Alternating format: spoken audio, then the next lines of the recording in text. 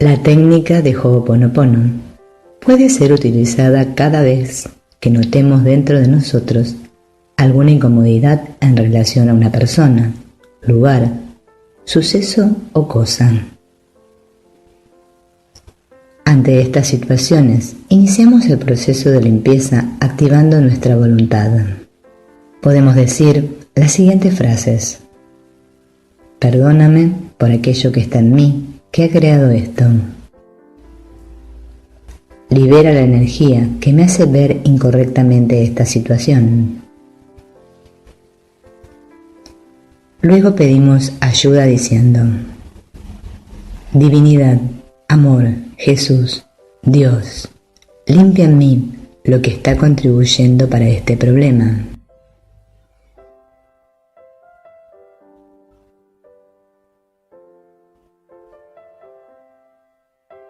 Las 4 frases de Ho'oponopono y su significado. Lo siento. Decir lo siento es reconocer que algo es erróneo en tu percepción, en tu experiencia. Esto lo sentimos como dolor, culpa o incomodidad. Reconoces y aceptas este sentimiento. Esto que está pasando es importante para ti.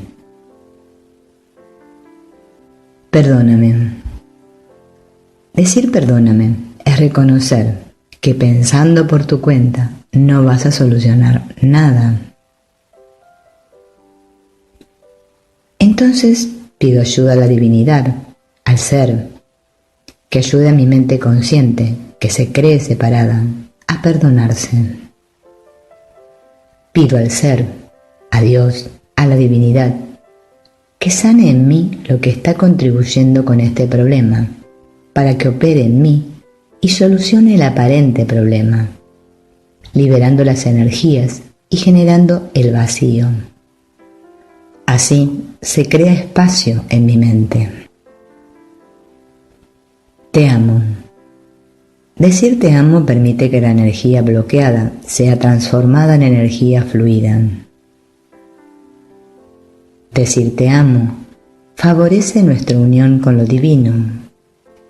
Decir te amo es el absoluto convencimiento de que esos recuerdos son nada más que eso, recuerdos de algo que nunca pasó y que detrás de todo lo que ves, lo que percibes, lo único que está es el ser, el amor.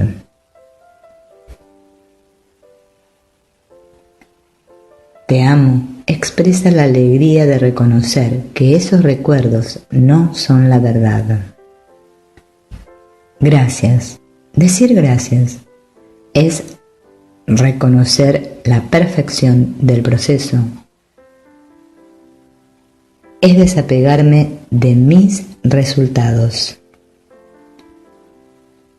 Es confiar que todo será resuelto para el mayor bien de todos. Decir te amo es agradecer a las memorias por ser liberadas. Podemos tener siempre en cuenta que todo conflicto es un símbolo de mis memorias dolorosas, que todo ha surgido de la mente subconsciente. Recuerdo ante todo conflicto que mi función es perdonar. Cuando una persona me ataca, me juzga o me culpabiliza, es un símbolo de mi propia culpabilización a mí mismo. Cada vez que ataco a otros, es una proyección de mi ataque a mí mismo. Mi escenario es mi subconsciente. Toda emoción me está informando de una oportunidad para perdonar. Solo mis propias creencias me pueden afectar. Nunca estoy disgustado por la razón que creo. Al tomar conciencia de mis juicios sobre los demás, me daré cuenta de mis propios juicios hacia mí mismo, es decir, estaré viendo el contenido de mi mente.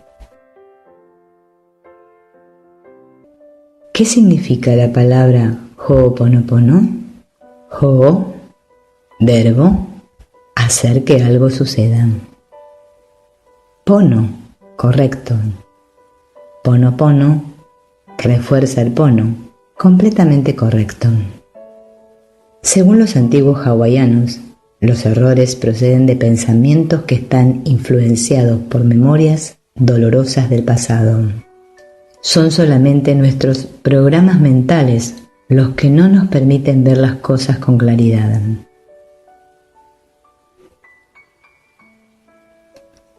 Cuando nos damos cuenta de que es un programa, dejamos de culpar a los factores externos y asumimos la responsabilidad de nuestra vida. Esto es poder. Responsabilidad es poder. Según la física cuántica, la materia tiene una doble naturaleza, onda y partícula. Las ondas son posibilidades, y la realidad funciona así cuando no hay un observador. Pero cuando hay una conciencia, un observador, entonces funciona como partícula. No hay realidad sin observador. La experiencia de un observador, de un punto de vista, es a lo que llamamos realidad. Esto quiere decir que todo lo que experimentas sucede en tu mente, y debido a tu mente y sus guiones. Al tomar conciencia de mi responsabilidad, al saber que soy responsable de mi percepción, puedo asumir el poder directamente y por lo tanto puedo ver las cosas de otra manera. Pues según lo vea, así será para mí. Los recuerdos que se repiten, las memorias subconscientes que se manifiestan en nuestra experiencia cotidiana, impiden que podamos comunicarnos con nuestra mente divina. Debe ser generado un vacío, un espacio, donde estos recuerdos, estas memorias, puedan ser transformadas, puedan ser transmutadas por la inteligencia divina. La mente consciente es la que elige, la que toma la decisión de iniciar el proceso. El subconsciente es el que crea la realidad, la experiencia que vives, que es una consecuencia de todas las elecciones tomadas a un nivel de identidad profunda.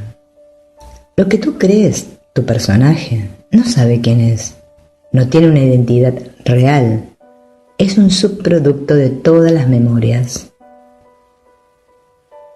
Como pensadores que creemos ser, no tomamos ninguna decisión realmente, solo cambiamos las cosas de lugar. Tu personaje no sabe lo que es un problema, no conoce las causas, no ve la verdad. Tu personaje es tan solo un punto de vista limitado a las memorias. Recordemos que siempre, lo que vemos errado en el prójimo es un programa en nuestra mente. Se trata de los mismos recuerdos que todos compartimos. Todos somos uno. Por lo tanto, toda cura es autocuración. Asumo el 100% de responsabilidad al observar en mí el problema. Memorias que están causando la situación y lo ofrezco para que la divinidad lo cancele. Lo que está mal no soy yo, sino los datos, las memorias. Todo lo que experimentas solo está sucediendo en la mente y solo hay una mente donde sucede esto, que no es otra que mi mente. La sola actitud de lucha hacia algo es un problema de aceptación. y esto ocasiona la obstrucción del fluir. Un síntoma es la exteriorización del problema, no es el problema en sí. El problema es que el fluir natural de la vida se obstruye y entonces uno trata de procurar que la vida siga fluyendo, a como sea, queriendo empujar el río. En lugar de pensar que tú estás bien y tienes que hacer que el universo te dé lo que sabes que quieres y mereces, debes corregir tu percepción para comprender que estás recibiendo lo que mereces justo ahora. Se trata de cambiar la relación que tienes con el mundo. ¿Cuáles son las ideas que debemos corregir? 1. La idea de un yo separado e independiente. Todo está en relación con todo, como una gran red. La separación es una ilusión. 2. La idea del libre albedrío. No existe mi problema, aquel problema, tu problema, el mío. El problema, sea donde aparezca, es problema de todos. 3. La idea de un Dios censurador o castigador.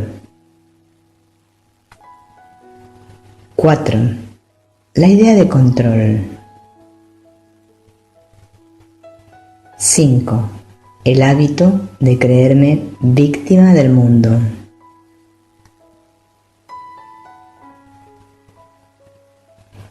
¿Qué pasa con la culpa? Cuando sentimos culpa internamente, vemos el mundo como un lugar hostil que nos castiga. Cuando sentimos culpa, nos alejamos de lo bueno, porque sentimos que no lo merecemos, y si esa culpa es muy profunda, nos autocastigamos. O si no, castigamos a otros, haciéndolos responsables de cómo nos sentimos. Entonces, volviendo al tema de la lucha, recuerda que se trata de abandonar toda lucha, todo esfuerzo. En lugar de estar a la expectativa, se trata de permanecer expectantes. Divinidad, no sé lo que más me conviene. No sé lo que es mejor ni peor. No sé nada. Sorpréndeme. Antes creíamos que había que ver para creer, pero ahora somos conscientes de que hay que creer para ver. Todo lo que vemos es el fiel reflejo de lo que creemos ser, de nuestro concepto del yo. No somos nuestros pensamientos, ellos son el ruido de nuestras creencias en acción, comunicándose entre sí. Pero estamos identificados con ellos, tan identificados, que nos olvidamos que somos la conciencia que observa a esos pensamientos. Observa tu mente, ve adentro y practica. El estado de vacío y el momento presente. Solo en el presente la mente suelta las riendas. El estado de vacío, el estado cero, es ese estado en el que no se desea nada. Cuando mi subconsciente está en estado cero, es eterno, ilimitado, infinito, inmortal. Cuando las memorias mandan, nos quedamos atorados en el tiempo. Cuando estoy en cero, veo a los demás tal como son, como Dios los ve. El propósito de Ho'oponopono es restaurar la propia identidad de uno, el ritmo natural de uno con la inteligencia divina. Al restablecer este ritmo original, el cero se abre y viene la inspiración. Dice el Dr. Len: Si usted quiere mejorar su vida, usted tiene que sanar su vida. Amándose a usted mismo es la mejor forma. La mejor forma de mejorar es amándose a usted mismo. Y como usted mejora, su mundo mejora. En el libro La ilusión del usuario, por Tor Snorre Tranders, el autor dice que nuestras mentes conscientes no tienen la menor idea de lo que ocurre. Snorre Tranders escribe: la realidad es que cada segundo millones de pedacitos, bits de información llegan a montones a través de nuestros sentidos. Pero nuestra conciencia procesa solo quizá 40 pedacitos bits por segundo, a lo sumo. Los millones y millones de pedacitos bits son condensados para una experiencia consciente que no contiene prácticamente ninguna información en absoluto. La información retenida es extremadamente incompleta, prácticamente nula. Es decir, que no tenemos ninguna conciencia de lo que ocurre en ningún momento dado. Todo lo que podemos hacer es entregar todo y confiar en Dios. Se trata de liberar la conciencia. Cuando yo me libero, el mundo se libera. Todo lo que está afuera es una proyección, es una ilusión. El Dr. Len dice que nuestras mentes tienen una visión diminuta del mundo y que esa visión no solo es incompleta, sino que también es inexacta. En el libro La mente caprichosa de Guy Claxton, el autor escribe sobre experimentos que prueban que nuestro cerebro nos dice qué hacer antes de que decidamos conscientemente hacerlo. Según William Irving, en su libro El deseo, ¿por qué queremos lo que queremos?, dice que nuestras elecciones no se forman en una manera consciente racional, sino que burbujean de nuestra mente inconsciente, y cuando finalmente alcanzan la superficie de conciencia, tomamos propiedad, nos percatamos de ellas. Por ejemplo, el deseo para la elección de un libro puede parecer que proviene de mi elección consciente, pero en realidad mi cerebro primero envió una señal a recogerlo, y entonces mi mente consciente, seguida por una intención indicada, algo así como: este libro parece interesante, pienso que lo compraré. Yo pude haber elegido no elegir ese libro, para lo cual yo debería haber racionalizado de alguna otra manera, pero yo no podría controlar el origen de la señal que me daba como un codazo a mí para actuar. Según Claxton, ninguna intención emerge alguna vez en la conciencia, ninguna planificación alguna vez nace allí. Una clara intención no es nada más que una premonición. El estado cero es el lugar donde residen usted y la divinidad, de donde y de quién todas las bendiciones fluyen. La realidad física es una creación del pensamiento. Lo que está en tu exterior no es sino una proyección de alguna cosa que procede de ti. Le vamos a llamar creencias. Pero nos resulta mucho más fácil echarle la culpa a otros y quedarnos con el papel de víctimas, que es mucho más cómodo. Pero si no asumimos el 100% de responsabilidad, no hay Ho'oponopono que valga. Creamos nuestra realidad de manera inconsciente, no consciente. Es decir, de acuerdo con las creencias que tenemos enterradas en lo profundo de nuestra mente. Dice el Dr. Len: desde el momento en que algo aparece delante de nosotros, podemos preguntarnos: ¿qué está pasando en mí que estoy experimentando esto? Luego, sentir lo que estás sintiendo. Luego, darte cuenta de que el conflicto está en tu mente. Luego, comenzar el proceso de limpieza repitiendo las palabras o decir no sé a cada pensamiento que intente hacerte sentir culpable o culpabilice a otros. Por último, pedir ayuda para ver esa situación de otra manera. Después, aceptar la sanación diciendo gracias. Tus memorias te hacen creer que eres diferente de los demás, dándote la ilusión de separación. Por eso es importante que recuerdes que tú no eres tus memorias y te preguntes, ¿qué soy yo realmente? Tus memorias te impiden ser quien eres, ser tú mismo. Por eso debes practicar para que se vayan pelando pacientemente, capa por capa, todas las vendas que ocultan tu verdadero ser. Así que todo lo que hay en tu exterior que te desgarra, que te desestabiliza, que te hace sufrir, es una memoria, una creencia. El origen de todo lo que te pasa y que te afecta es una memoria, una creencia. Si calumnias a esta persona frente a otras o tramas a sus espaldas, le estás atacando. Y de las palabras se pasa rápidamente a la acción. Si tus palabras enardecen a otros que apoyan tu ataque, quizás sientas que está justificado golpear o incluso matar a ese hombre. La sociedad dice, solo la acción física es reprobable.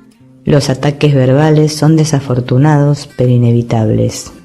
Y nadie sería lo suficientemente necio como para tratar de responsabilizar a alguien de sus pensamientos.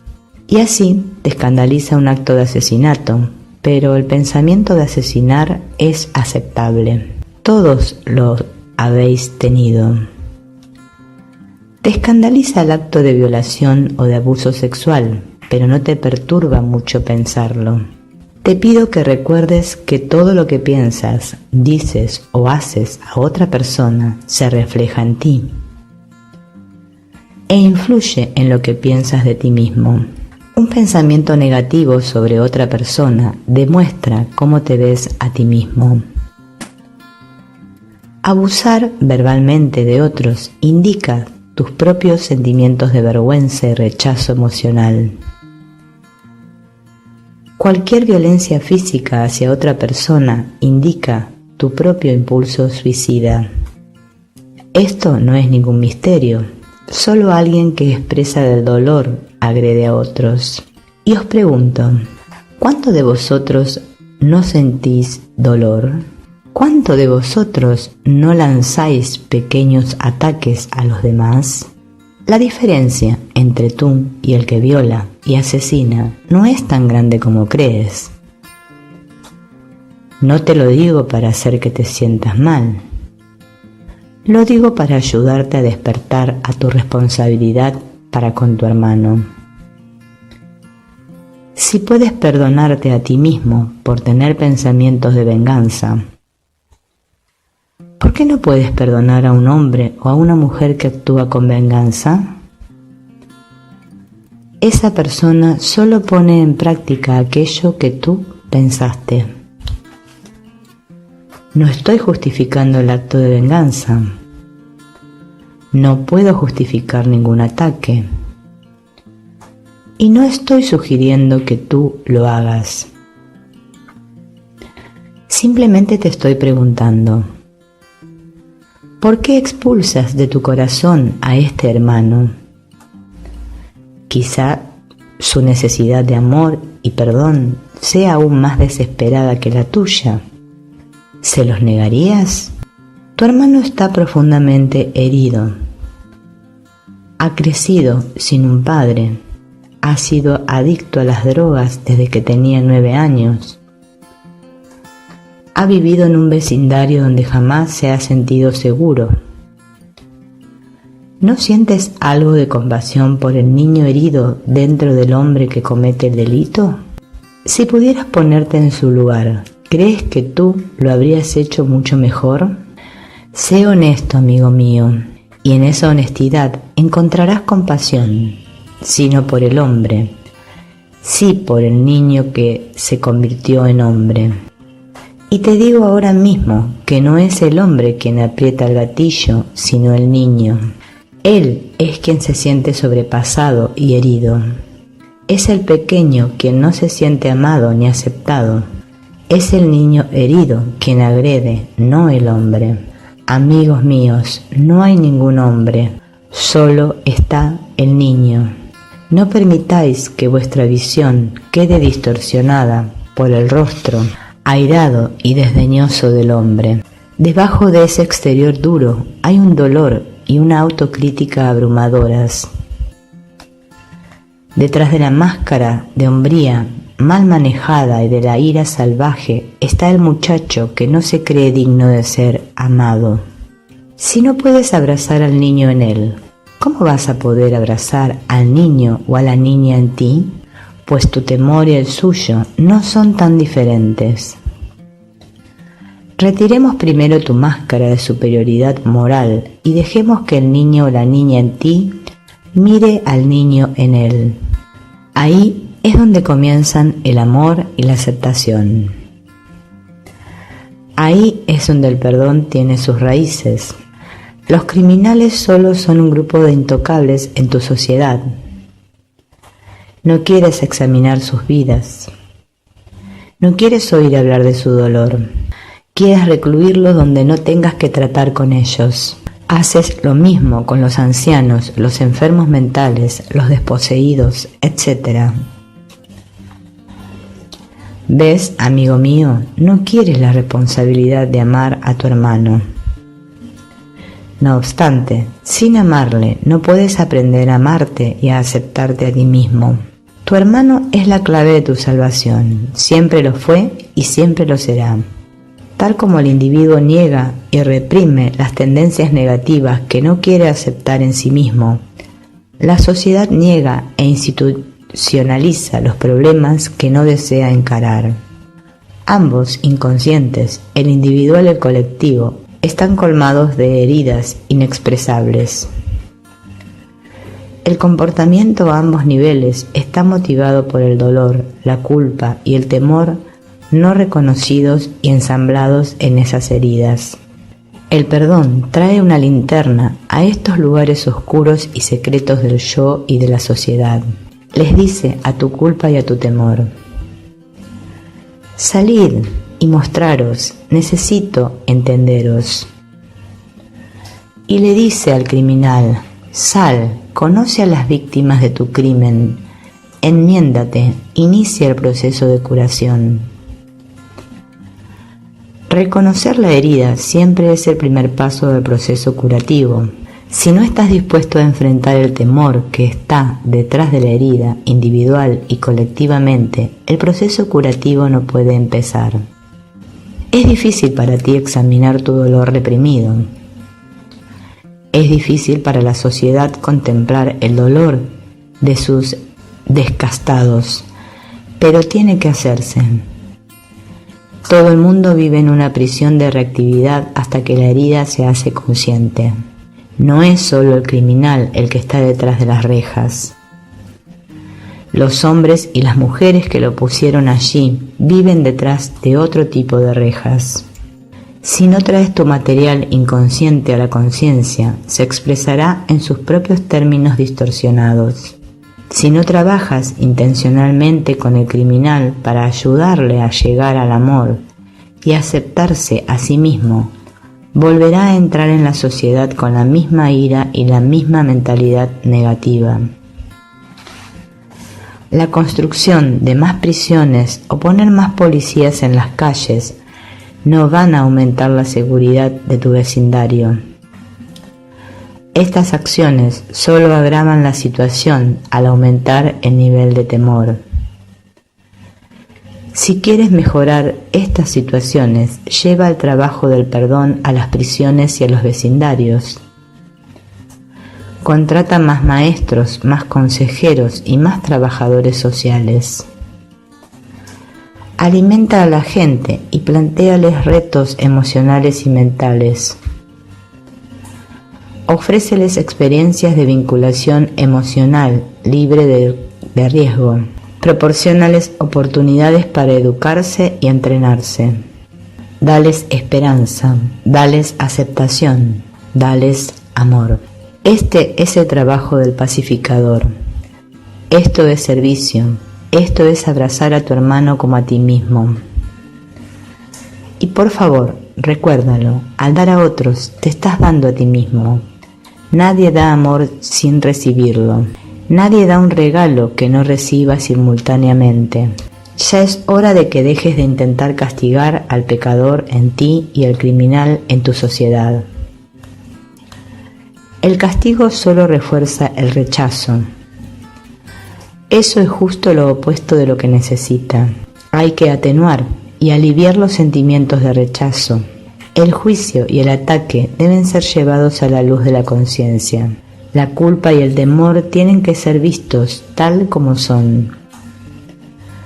El trabajo de rehabilitación es un trabajo de integración. La oscuridad tiene que ser traída a la luz. Todo lo que es inaceptable tiene que hacerse aceptable para que podamos mirarlo sin temor. Tenemos que encontrar las semillas de la acción en el pensamiento y es allí donde debemos tratar con ellas. No puedes cambiar las acciones sin cambiar los pensamientos. Si prohíbes ciertos pensamientos tendrás miedo de contemplarlos. Esto no es constructivo. Estate dispuesto a ver los pensamientos asesinos en la psique para no tener que enterrarlos en el inconsciente. Ayuda a la gente a responsabilizarse de los pensamientos que tienen y de los efectos de dichos pensamientos. El poder personal y la verdadera autoestima comienzan cuando descubres que tienes opciones con respecto a lo que piensas, a lo que dices y a cómo actúas. Los que agreden a otros sienten que no tienen otra opción. Aquellos que saben que tienen opción no agreden a los demás. Esta es la clave. Muéstrale a un hombre las opciones que tiene y no cometerá un crimen. El crimen es otra forma de autocastigo, elegida inconscientemente para tratar con una culpabilidad igualmente inconsciente. El criminal comete un crimen porque todavía está tratando de castigarse a sí mismo. Y la sociedad le complace al castigarlo y reforzar su culpa. La única salida de este círculo vicioso es que la sociedad abandone el ostracismo y el castigo y se comprometa con la curación. Hay que pedir a cada persona que siente dolor que se ayude a sí misma. Hay que ayudarle a identificar conscientemente su indignidad y su culpa. Y hay que asistirle en la transformación de estas emociones y creencias negativas por sus contrapartidas positivas. Los leprosos de tu sociedad no son diferentes de los leprosos de mi tiempo. Llevan sobre su piel las heridas de todos. Son testigos fehacientes del dolor que tú no quieres abordar. No hay nadie que sea tan severo contigo como lo eres tú mismo. Al igual que todos tus hermanos y hermanas, sufres de una sensación básica de inadecuación e indignidad. Sientes que has cometido errores terribles que tarde o temprano serán castigados por las autoridades humanas o por alguna otra autoridad espiritual abstracta como Dios o la ley del karma. Estos problemas de autoestima no resueltos son los condicionamientos de tu encarnación. En otras palabras, estás aquí para resolverlos. Elegiste a tus padres para exacerbar tu culpa de tal manera que cobraras conciencia de ella. Así, culparles de tus problemas no te ayudará a retirar los condicionamientos que tú y ellos habéis puesto sobre el amor. La única vía de salida es expandir tu conciencia de tu propia culpa y de tus creencias y hábitos de interacción basados en el temor. Buscar a alguien especial que te proporcione el amor que tus padres no pudieron darte tampoco será de ayuda. solo aumenta la temperatura dentro de la olla de presión. No te sorprendas si la pareja que eliges es la perfecta encarnación del padre o madre con quien más necesitas un proceso de sanación. No puedes evitar estar cara a cara con tus propias heridas. Los padres, cónyuges e hijos están aquí para ayudarte a ver tu propia necesidad de curación, y tú desempeñas esa misma función en sus vidas. Buscar amor incondicional en un mundo condicionado tiene que conducir inevitablemente al fracaso. Como todos tus hermanos y hermanas actúan a partir de la vergüenza, no pueden ofrecerte el amor que sabes que mereces, y tú tampoco puedes ofrecérselo a ellos. Lo mejor que podéis hacer es aumentar vuestra conciencia del amor que necesitáis y comenzar a responsabilizaros de dárolos a vosotros mismos. Si no asumes la responsabilidad de traer amor a tus propias heridas, no saldrás del círculo vicioso de ataque y defensa, de sentirte culpable y de culpar a otros. Tus sentimientos de furia, dolor y traición, que parecen estar justificados, tan solo avivarán el fuego del conflicto interpersonal y continuarán reforzando tu creencia inconsciente de que eres incapaz de ser amado e incapaz de amar. Tienes que aprender a ver hasta qué punto te odias a ti mismo. Hasta que te mires en el espejo y veas tus propias creencias reflejadas allí, estarás usando a todo hermano y hermana con quien te encuentres como espejos para mostrarte lo que piensas de ti mismo. Aunque no hay nada de malo en esta práctica, no es el camino más corto a casa ni el más fácil, puesto que siempre tendemos a pensar que lo que vemos es la lección que debe aprender otra persona. Si quieres hacerte a un lado de la depravada psicología del mundo, debes detener el juego de la proyección.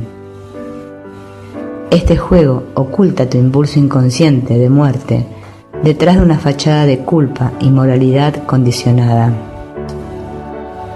Ciertamente es paradójico, pero en el instante en que proclamas tu inocencia a expensas de tu hermano, también estás reforzando tus sentimientos de culpa e inferioridad. No hay más salida del círculo de la culpabilidad que dejar de culpar.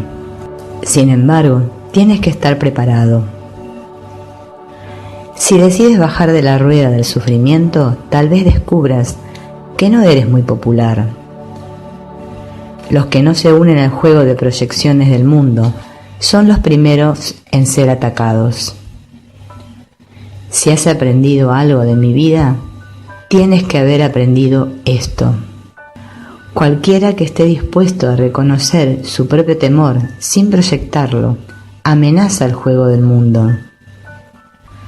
Cualquiera que se apropie de sus pensamientos asesinos y que busque sus raíces dentro de su conciencia, amenaza la estructura moral de la sociedad.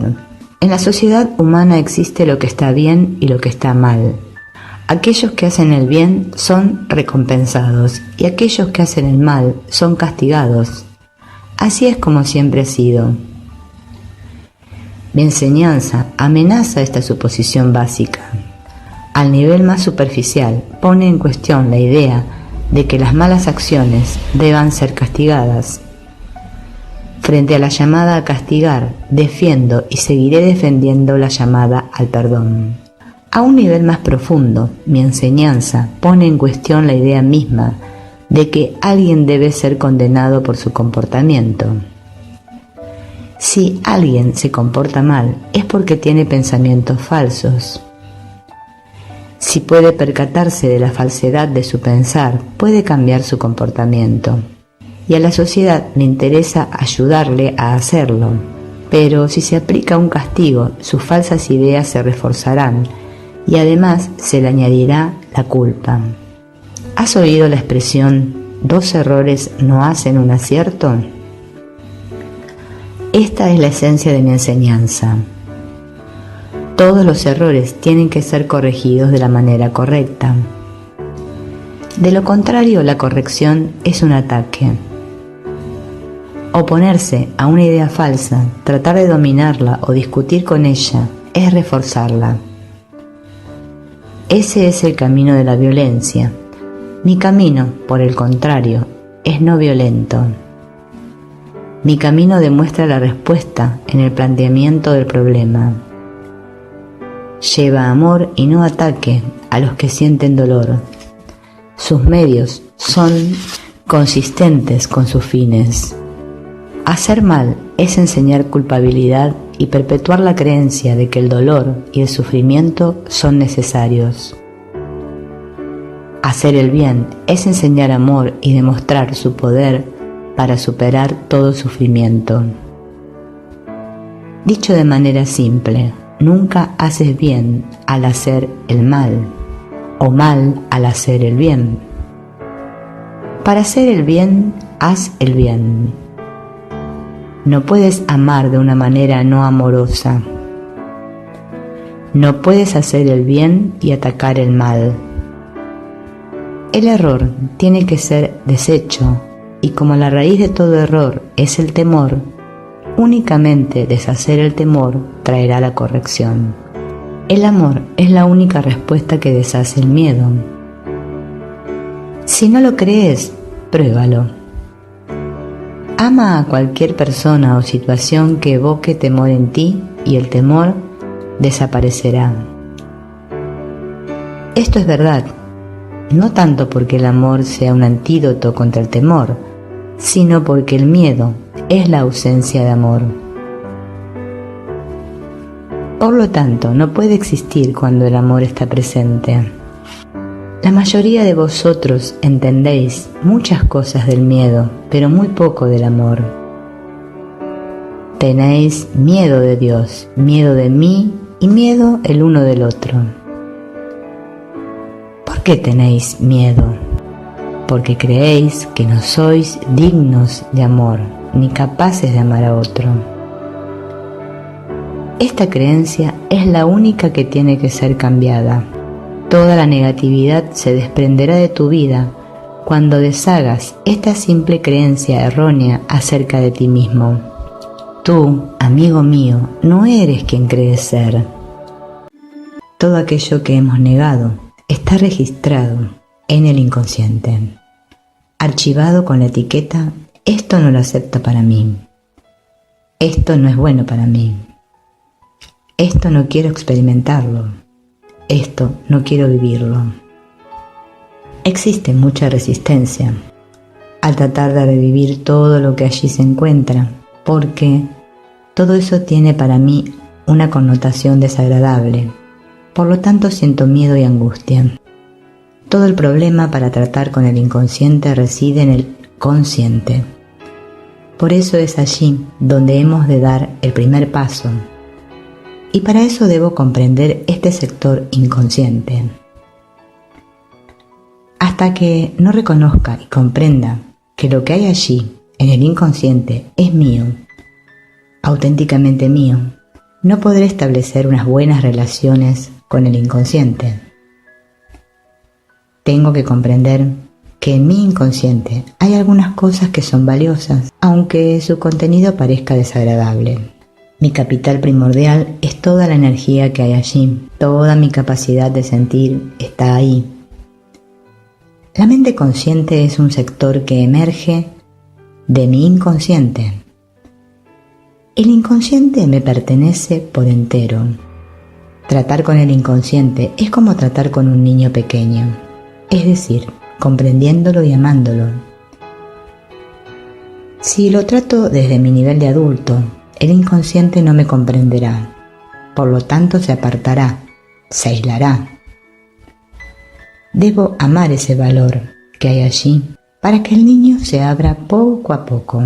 A medida que me vaya acercando progresiva y lentamente, empezaré a darme cuenta de cómo fue que se formaron en mi interior esos miedos, esas actitudes negativas, esas huidas, esos rechazos. Y veré que antes solo me daba cuenta del efecto, del valor que le atribuía al modo de ser de esas personas o situaciones. Y ahora, poco a poco, voy comprendiendo que era yo, o que soy yo quien protesta, quien tiene miedo, quien se siente frustrado. Comprendo al fin que el problema está situado más en mí que en el otro. Pero, ¿por qué en mi interior están actuando con esa fuerza las ideas negativas? ¿Por qué estos impulsos y emociones adoptan esta forma negativa de miedo, de resentimiento, de agresión? Porque las he aceptado como una verdad. En un momento dado aquello lo he vivido dramáticamente como verdad. ¿Cómo transformar todo esto que he aceptado como verdad y está enterrado ahí? Todo esto que estoy viviendo ahora, como consecuencia de esta verdad que he aceptado, ahora no sé cómo quitarla de mí. Existe una técnica llamada el autocondicionamiento, mediante la cual yo puedo introducir en mi mente inconsciente condicionamientos nuevos que neutralizarán los otros negativos que ya están ahí. Es decir, neutralizar mediante un condicionamiento positivo aquel condicionamiento negativo. No puede haber transformación radical de nuestro modo de ser si no es a través de una transformación radical que comprendemos y aceptamos. Si queremos eliminar el problema de veras, debemos ir a la causa. Hemos de eliminar las causas. La técnica consiste en formular de un modo claro, preciso y positivo la cualidad que quiero introducir. Esta frase se ha de repetir y se ha de sentir. Mediante el sentir, la idea encuentra la puerta abierta para instalarse en el subconsciente. Cuanto más profundo es el sentimiento, más profundamente penetra la idea. Luego, imaginar cómo me sentiría y cómo actuaría cuando esta cualidad estuviera totalmente realizada. Este trabajo hay que hacerlo con una gran constancia. El inconsciente necesita mucha repetición para que las nuevas verdades calen hondo, para que lleguen a lo profundo. ¿Cómo nos damos cuenta que se ha sanado? Nos damos cuenta porque en nuestra vida diaria se manifestará la cualidad que estuve trabajando y desaparecerá el defecto que yo quería superar. El inconsciente trabaja siempre con el sentimiento y la imaginación. Así, nuestro consciente y nuestro inconsciente estarán trabajando juntos y juntos formarán una potencia enorme. Lo que pone trabas a nuestras aspiraciones es el inconsciente. Uno de los grandes secretos de la transformación, de poder de creación, es conseguir que toda esta masa inteligente, poderosa, profunda, perseverante, que es nuestra mente inconsciente, trabaje al unísono con nuestra voluntad y nuestra mente consciente actual. Pues el inconsciente no es solo un almacén donde se guardan ideas, impulsos, temores, etc., sino que también es un sector inteligente de la mente, un sector que trata de conseguir los objetivos que se le han ido dando en cada momento.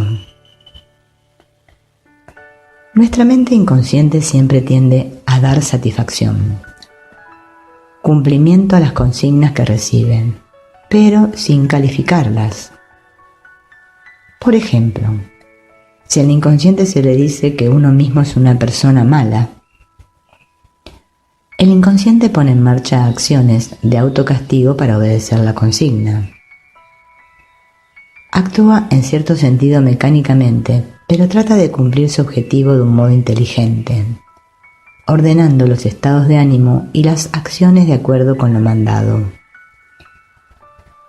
Por ejemplo, si se despiertan en mí impulsos agresivos porque me he sentido humillado por alguien, entonces mi inconsciente trata de recibir la consigna recibida de venganza, El inconsciente está siempre funcionando sobre la base vital. El impulso de vida está siempre en acción, mientras que nuestra mente consciente solo funciona cuando nosotros estamos realmente lúcidos. Mientras luchemos contra el inconsciente, nos fatigaremos mucho y no obtendremos resultados. Pero si nosotros conseguimos que en nuestro nivel subconsciente se produzca una transformación en lugar de un enemigo, encontraremos un aliado poderosísimo que trabajará en la misma dirección de nuestra mente consciente todo el tiempo. Y así, toda la potencia, toda la inteligencia instintiva, toda la información fabulosa de este sector inconsciente estará al servicio de las realizaciones que nosotros buscamos alcanzar conscientemente. Así nos sentiremos interiormente libres. Es como si nos quitáramos un enorme peso de encima.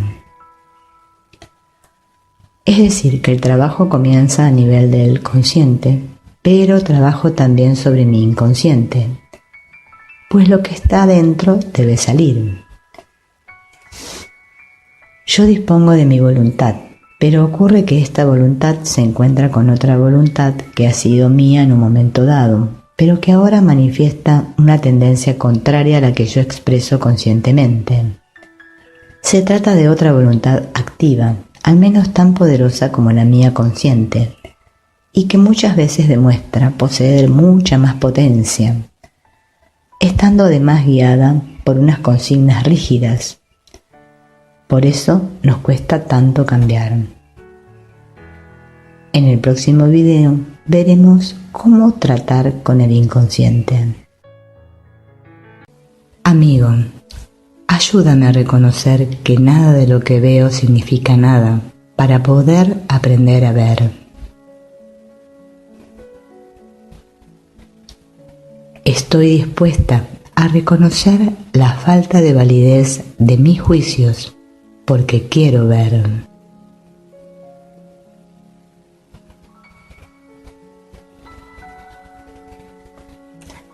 Amigo, ayúdame a recordar a cada instante que con cada juicio que hago, solo me estoy dañando a mí misma.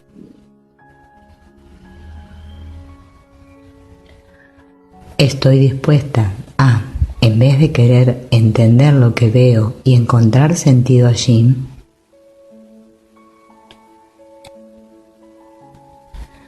estoy dispuesta a desprenderme de ello para así dar cabida a lo que sí tiene sentido y se puede ver, entender y amar.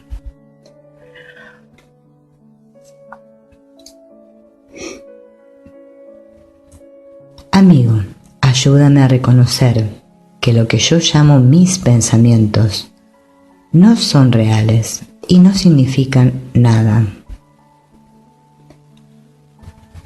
Estoy dispuesta a abandonarlos.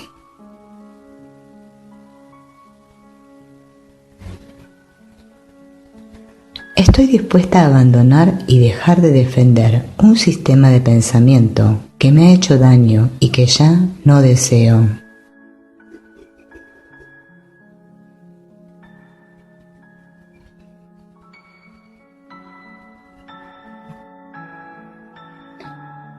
Amigo, ayúdame.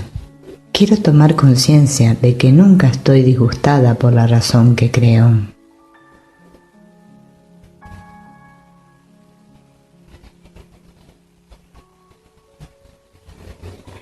Estoy dispuesta a reconocer que me fijo en el pasado para impedir que el presente alboree en mi mente, y así estoy usando el tiempo en contra de Dios.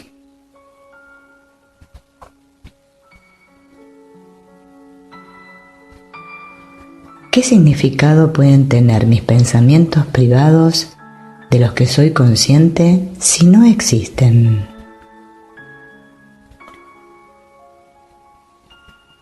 Son solo pensamientos dementes que perturban mi mente, dando lugar a un mundo en el que no hay orden de ninguna clase.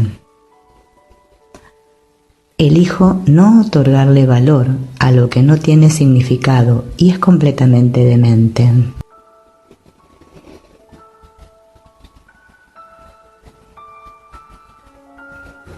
En la demencia no hay nada en lo que se pueda confiar.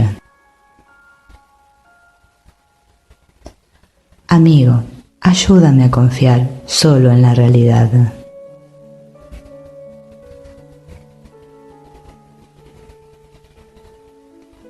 Amigo, me uno a ti para recordar contigo que mis pensamientos no pueden ser simultáneamente verdaderos y falsos. Tienen que ser lo uno o lo otro.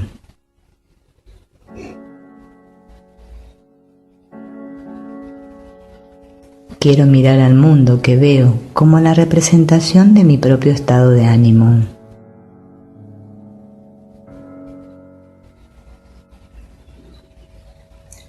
Lo que veo da testimonio de lo que pienso.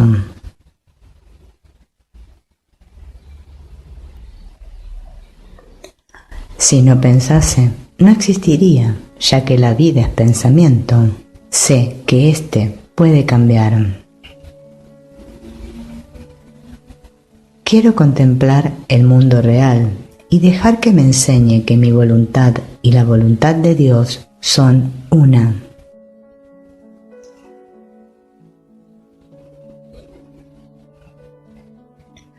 Amigo, gracias por enseñarme que el perdón es lo único que permite que el amor retorne a mi conciencia.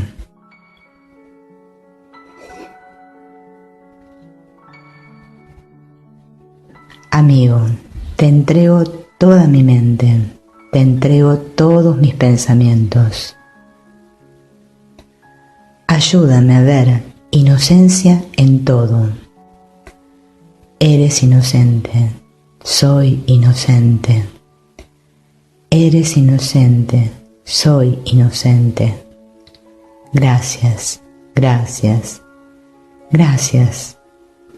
Te amo, te amo, te amo.